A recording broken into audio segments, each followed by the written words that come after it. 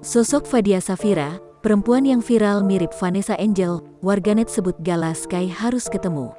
Kepergian Vanessa Angel dan Bibi Ardiansyah hingga kini masih menjadi perhatian halayak ramai. Di tengah kabar duka kepergian Vanessa Angel, mendadak muncul sosok wanita yang dinilai mirip dengan mendiang Vanessa Angel.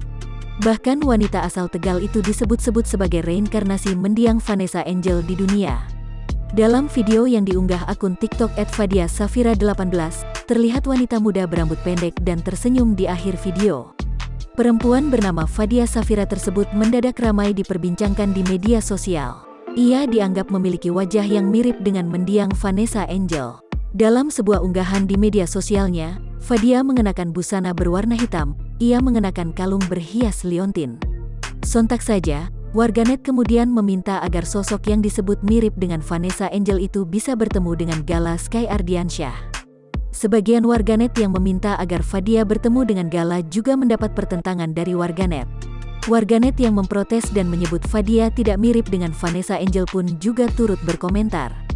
Mereka juga meminta Fadia tidak mengambil kesempatan duka cita ini untuk kepentingan pribadi. Apalagi mengiyakan netizen untuk bertemu Gala. Namun Fadia mengaku, ia membuat konten tersebut tidak bermaksud apa-apa.